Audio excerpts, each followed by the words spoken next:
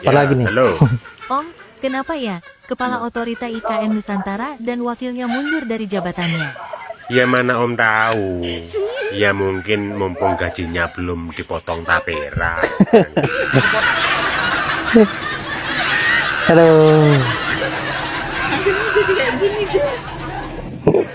Kita tingkatkan gaji-gaji semua pejabat, semua Suara gue. penyelenggara negara. Kita mampu. Saya sudah hitung dengan tim pakar saya. Indonesia Ada negara Bruce, kaya, bukan ada negara Bruce. miskin. Kita mampu. Kita tingkatkan kualitas hidupnya, kita jamin kualitas hidupnya dengan berbagai sistem. Saya akan kejar koruptor-koruptor itu. Bapak ini lah. Bila perlu sampai ke Antartika, Arktik, sampai ke padang pasir yang paling jauh akan saya kejar. Anak kedua nyalon jadi kepala daerah, batas usia kepala daerah 30 tahun langsung berubah. Keren kan? Keren. Ini baru bapak terbaik sepanjang masa. Pokoknya slogannya kayak penjual mainan. Sayang anak, sayang anak. Peristiwa seperti ini kok kayaknya udah pernah kejadian. Kita lupa di negara mana ya? Waktu itu ada anak kepala negara mau nyalon jadi wakil kepala negara. Karena kendala usia, tiba-tiba syarat usia wakil kepala negara dirubah. Ada yang ingat nggak kejadiannya di mana ini? Kok tiba-tiba lupa ya? Parah sih ini, Kemarin parah. yang dirubah batas usia wakil kepala negara. Sekarang yang dirubah batas usia wakil kepala daerah. Asli, benar-benar dejavu ini. Peristiwa yang udah pernah terjadi sekarang terulang lagi. Emang benar kata orang, kalau kita mau mencapai cita-cita jadi pejabat tinggi butuh restu orang tua, terutama bapak. Kalau bapak udah ngasih jalan, apapun kendalanya bisa dirubah. Itu hebatnya restu orang tua. Bila perlu nggak usah ada pemilihan, langsung aja dilantik. Kalau Kak pribadi sebenarnya mendukung penuh munculnya para pemimpin muda. Setuju pemimpin muda diberikan kesempatan, asal dalam prosesnya tidak ada unsur kepentingan. Kalau ada unsur kepentingan berarti Cebong-cebong selalu ngatain gua. Rumah gua katanya jelek, belum diplester. Nih buat pemerintah nih. Ya, saya udah punya rumah biar kata jelek begini nih ya. Jangan dimasukin ke tapera. Pokoknya saya nggak mau ikut tapera ya. Taperanya ditunda bang sampai Tapera kan tabungan 2027. perumahan rakyat.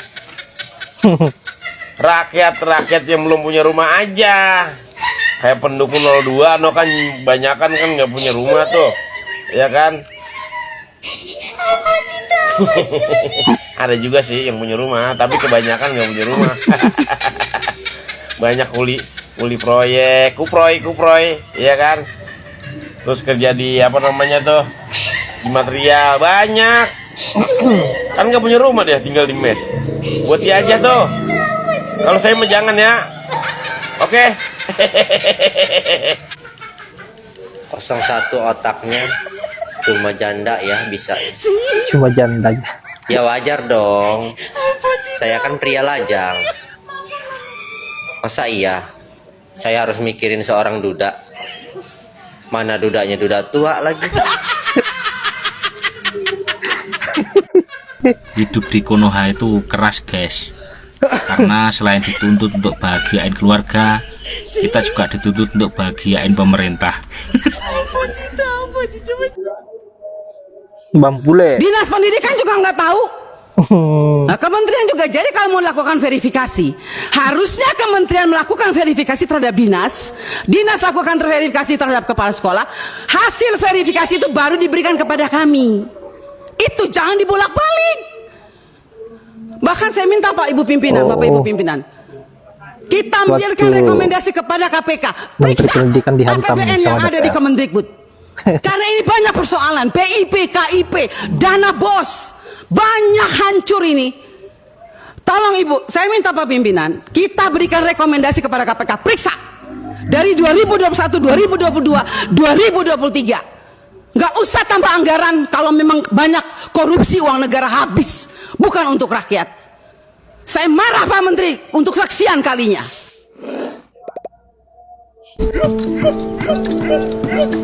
Warga Papua. Wop wop oke gas, wop wop oke gas, makan ubi bau gas, makan ubi bau gas. Malah diejek. Wop, wop, 2014 cebong bong bong bong bong, 2019 cebong bong bong bong bong, 2024 oke gas, makan ubi bau gas. Kenapa dipilih? Rasain. Makanya kenapa kemarin joget-joget ya? Dari gubernur, bupati, rakyat, oke gas. Kalau Anies, haram, kilapah. Kami mau pembangunan, mau jalan tol, mau gedung, mau karaoke, mau nightclub.